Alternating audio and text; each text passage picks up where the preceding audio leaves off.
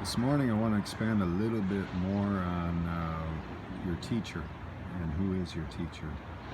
Um, when I woke up very early this morning with my 9-month-old boy, God was putting on my heart many things and showing me many things of basically who I used to be before I really came to know Him and Him transforming me. And it serves a purpose. One is to keep reminding you of who you are, so you don't go back to who you are. Because when you become what you're supposed to be in Jesus, or even just what you're supposed to be as a salesperson, whatever level you want to do this at, you don't want to go back to your old ways that were unfruitful and doing things that cause destruction and problems in your life.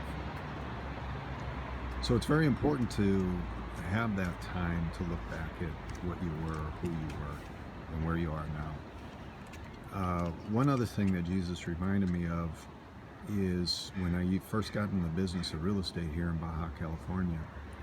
I was with a real estate firm, and I chose them because they had the best marketing, and they still do. They're very, very good marketers. The owner of the company is the marketer, and he doesn't sell.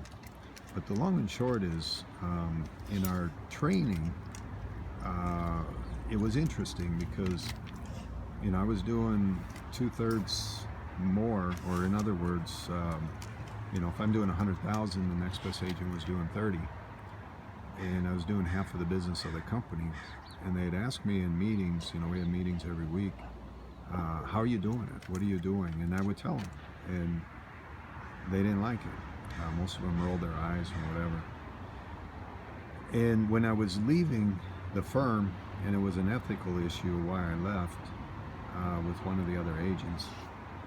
But the long and short is, the main guy, the boss, if you will, he told me that he doesn't like hiring people like me because if something like this happens, it really hurts the business. So he prefers to have people that are subpar working for him. And I also it dawned on me that that's why they train the way they do, because they want to train people to be compliant, or I don't know what the right word is, but basically to stay with them so they don't have to keep retraining people and doing things over. And so they would prefer to have a lower quality agent train at a lower quality level than to work at the highest level and do the best job for their client. So to me, it makes no sense. I've never brought anybody in on my real estate firm, mostly because I haven't found anybody, first of all, that I feel like would work at the level that I work and do things at the level that I do things. And keep in mind, that is, it's a choice to do that. It's not like I'm something special. The reason why I do things that are special and the other agents don't is because I've made Jesus my teacher, number one.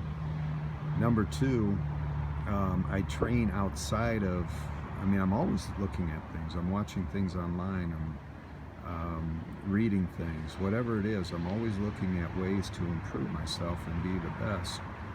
And it is a decision. The decision is to continue to work at the highest level and do things at the highest level. And that's the important part, or the aspect of this. The highest level you could ever do anything is at the level that Jesus wants you to do it, because He is a great teacher.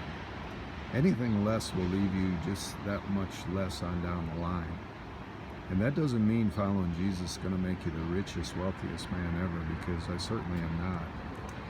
But I feel my success is at the highest level because not only have I gained success with sales, doing things His way, but I also have the peace and the joy and the tranquility, understanding His true love, and that transcends everything.